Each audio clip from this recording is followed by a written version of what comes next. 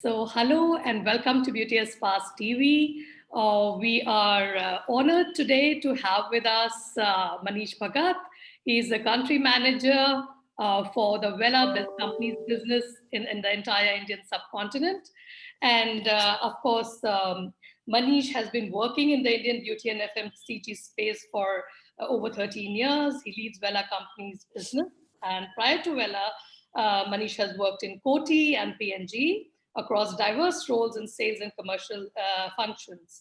And alumnus of XLRI and IIT. The lesser said, the better. Let's hear the gentleman today. So, welcome to Beauty as Fast TV, Manish. We are really glad to have you with us today. Thank you, Riti. Thank you for providing this opportunity. I look forward to interact with you and build our association forward as well. Fantastic. So, Manish, the big news of 2020 for the salon industry, of course, has been that the takeover of Vela by KKR. So, we would first and foremost like to understand how does that change the situation of Vela company in India and the subcontinent. Sure. So again, the big news for us is Vela becoming independent again after 17 years. That is after 2003.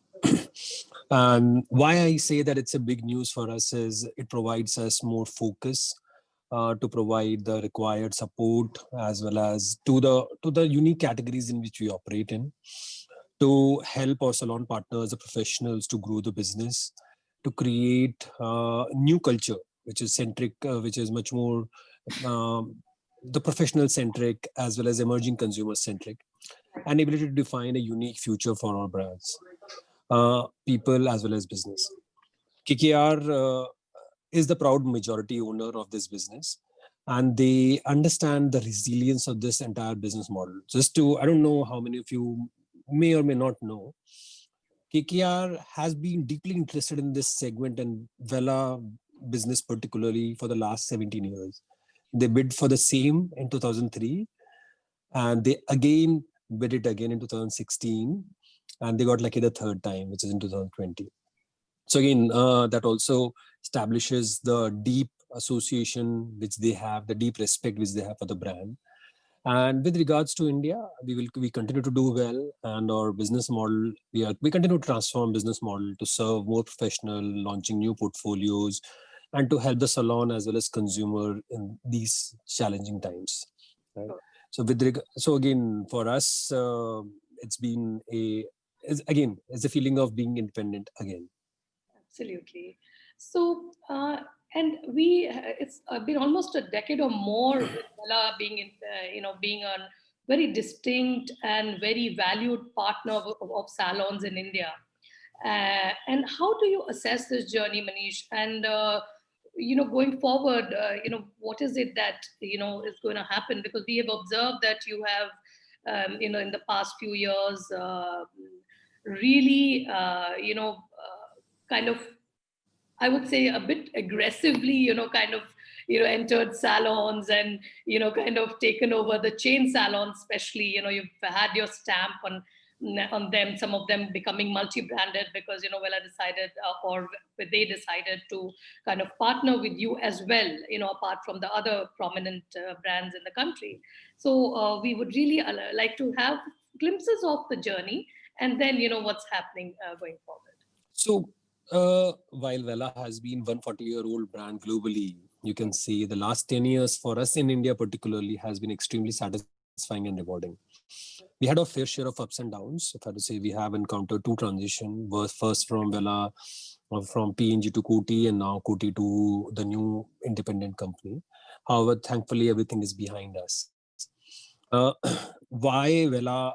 And from a business point of view, the portfolio across hair and nail, that adds a lot of value to the salon owner and the stakeholders. And we are uniquely positioned to cater to almost all their needs, which arises from hair and nail particularly, and the tiered portfolio which we have across color, entry level care, mid-level care, and the prestige care, and with the very diverse portfolio which provides much required premiumization opportunity to the salon owner. So So that has helped in terms of our association with the salon owners, and they have found it rewarding as well. So the kind of tiering which we provide for a consumer to up-tier, for a salon to up-tier, is very, very unique. And that's where, apart from that, the kind of support which you provide on education, because that's the core, if I have to say, core of our entire business proposition, that has helped in terms of salon growing ahead and able to survive all these challenging times.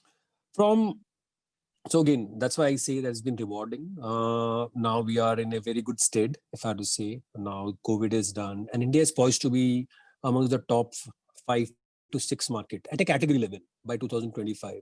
So the India professional beauty would be as big as France, UK, and half of China, which currently we are not even, we are 1/5.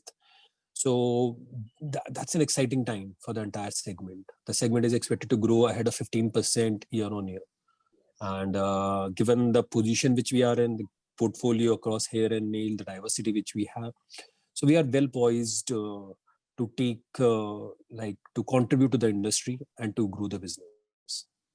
Fantastic. Could you just tell us about the current footprint and as you just mentioned that education is at the core of this business specifically, more than any other business. So if you could just highlight on both ends about the footprint and the education. Sure. So currently we have our physical footprint across top 50 cities in India. We have our either a direct seller and as well as educator based out of those locations, and we intend to add more salons under a direct coverage, as well as to ensure that we are able to help them grow their business via the unique premiumization opportunity which we provide. Similarly, on the education footprint, we do provide the base, the intermediate, as well as advanced level of education to different tiers of stylists to ensure that all their basic as well as advanced inspirational needs are fulfilled across all these 50 cities. Okay, fantastic. So, and then, there is a property that Vela has had, which was being pushed at both the local level and globally, and that's Trend Vision. So, do tell us what your plans are about Trend Vision. Is it going to occupy center stage in India, and how would you like to take it forward? Sure. So, Trend Vision has been an inspiration across global markets. It's a confluence of mastery of hairdressing, which elevates the inspiration of hairdresser across globe. So it's such a mega property, if I had to say. And the Trend Vision itself is evolving. Earlier, it was always a small soiree of unique stylists, which were given a particular kind of training over a period of time, very, if I had to say, intimate training by the leading artists globally. Then it became a mega event, and now with the COVID happening, I think things might further evolve as we progress. So we are waiting for the right time. We definitely intend to, bring Trend Vision to India. I can't comment and commit on the timelines yet, but yes, once the COVID dust settles down, the intent is to help industry stabilize first, and then we will go after these mega initiative which inspires the artists as well as hairdressers. Sure. That's reassuring. But we have also observed, and I like the term that you guys use, passionista. So let's talk about Vela Passionista. Passion is what hairdressing is all about. Or what are the top hairdressers, when you talk to them, what carries you forward? It's always passion, for creativity and for teaching or something or the other. So could you tell us about Vela Passionista and how it's positioned in India? Yeah.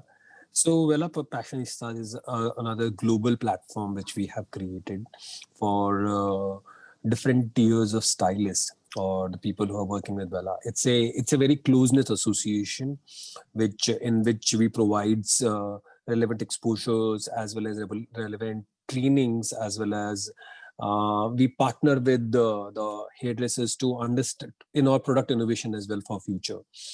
And that happens at the global level.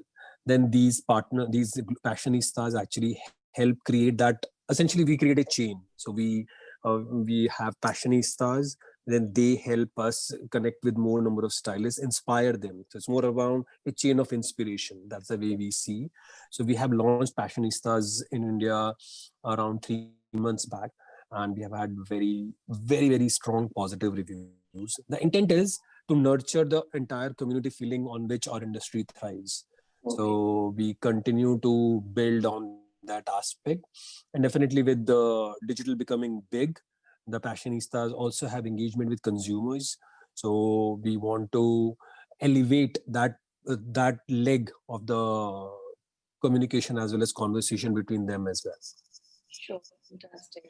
And going back to our product talk, you have two very unique brands, Sebastian and Naoxen. And I understand that Naoxen is not in India just yet. But Sebastian has been there in a bit of a luxury space. So how are you planning to accelerate that growth, going forward in 2021? And do you have any plans yet for Nioxin? Sure. So Sebastian is a fast growing brand for us. It's one of the stylist, if I had to say, true stylist, if I had to say, aspirational brand, wherein they can create unique magic with their hands and inspire. They can bring their inspiration to life. It's loved by hairdressers across India, and it's been predominantly styling and prestige care, as you pointed out, luxury care, if I had to say. We continue to grow and we continue to inspire more and more hairdressers. However, with COVID impacting the style business because of the lesser number of social occasion and hence the styling business getting impacted, we continue to focus disproportionately on care. Within that, we have just launched Sebastian Dark Oil range with a campaign of that dark is the new light. It's a very unique range which is positioned for India. It's based on oil, it's an oil-based range, and it was a big need, big ask from consumers. It's been a runaway success. The kind of product, the pricing, as well as the experience it provides to consumer has been phenomenal. And we continue to focus with this brand amongst consumer, predominantly millennials. So again, it's a millennial first brand, if I had to say. On Nioxin, we as of now we don't have it, but yes, if you ask me whether we have plans to bring it back to India, yes, we are in constant evaluation of this opportunity as well. Okay. Because it's a number one brand in its respective hair thinning segment. So there is no reason why Indian consumers should be devoid of that proposition as well. Yes. Okay, thank you. So, and again, coming to OPI, your very unique, product line. I had interviewed the original the entrepreneur behind OPI many years back, and I do believe that OPI is, when it comes to quality and the kind of shades that OPI has. I mean, it's really a special brand. And we have observed their presence growing in retail as well as salons. So just do highlight a few things about OPI and your plans with it. Sure. So as you know, like OPI is the number one professional nail brand globally. It carries that weight. The kind of product which OPI has been phenomenal. It's been a runaway success. The brand has been loved by global as well as Indian consumer. If you can think about any kind of top tier association, I think OPI with its Hello Kitty as well as so many other associations it has had, it's been a runaway success, as well as it has inspired consumers. It also has the widest portfolio. It is not only in nail color, which is not only around the nail paint, but also in gels. It also has care proposition as well as pro spa proposition. So it's an end-to-end nail and hand and feet brand. We have just, if I have to say, touched the tip of the iceberg, in which we have launched like nail color as well as gels for us. Also, it provides. So there was a because it has that prestige equity, luxury equity, it also provides a good amount of opportunity for salon owners to realize better revenue as well as margin from the consumers. So it improves their overall profitability while giving consumer a much needed luxury experience. So we continue to build on same, both at a consumer front. You would have seen a lot of campaigns to inspire consumers. We have had local collections being launched on OPI. So we continue to dial that steam as well. On salon side, we continue to partner with top salons to provide this unique opportunity of updating their consumers. Going forward, we'll continue to evaluate as well as enter parallel subcategories like nail care and feet, as well as how we can support them on the pedicure and manicure side. So, and to get the breakthrough products to India. So that's the plan. So yes, the plans are pretty strong, and we want to make OPI one of the strongest premium / luxury nail care and color brand for India. Okay, that sounds a very interesting journey to follow for us as well. Yes. So now, we all, and this is every interview that I do these days is of course talking about 2020 and what made what to make out of it. So we would like to really understand what your learnings have been at your both personal and professional level with the pandemic has really made us stand up on our head and kind of figure the world out in a very different way, so changing perspectives and trying to, so how has it been for you? Just tell us. Sure. Would like to hear. Sure. So again, 2020 has been a very unique year for all of us, be it individuals or the businesses. It's been tough on our industry, a lot more tougher than, if I had to say, other industries. With the consumer actually not coming to salon altogether in the early stages of lockdown, and even now because the vaccine has not been, if I had to say, finalized / administered over a period of time. So the salon owners have been impacted because of reduced footfall. Because of the same, some of the salons had to shut down, which is very disheartening news for all of us. So it's a tough phase for the industry. However, given the resilience of our industry, which is more than 150-year old, I'm sure we'll come out of it very, very strongly. Coming to learnings on on the business front, one of the things which we realized is going forward as well, we need to continue to focus on premiumizing the consumer, because that is where we don't expect that suddenly, even after vaccine administration, people will simply start flocking to salons. We need to create more revenue streams for the salons. So premiumization is one of the most important one for us, and we need to drive it even harder. And so that's number one. Second is a unique role a hairdresser plays in consumers or individuals' life. Only when they don't have that association, when the stylist was not available, then they realize the importance of the stylist bringing smile to consumers' need. So I think it's been a great, if I were to say, learning for the consumer as well as hairdresser about the important role which they play in consumers' life, not only by creating magic on their hair and nails, but about touching them at a very deep level. If I were to say, it is like very psychological level, if I have to say, emotional level, if I have to say. So that's been second learning. Third is that supporting an industry, so staying close with the industry and supporting them in these times was an important step, and we realized that we have to do it on an ongoing basis, especially at least so that the industry comes out very strongly. So we did create unique kits for 1,000 salons for a month of their care product, and we distributed it for free to the very small end of salons. That was one of our initiative which we took. We are also encouraging salons to provide the retail products to the consumer via their own delivery boys, so that at least the retail revenue continue to move up. So there have been unique business model which have been created. So these are the few learnings on a professional level, and so that's how I would like to summarize these few learnings for us. Sure, that's fantastic. So, summing up, Manish, we do realize the significance of Vela on the market, the professional market.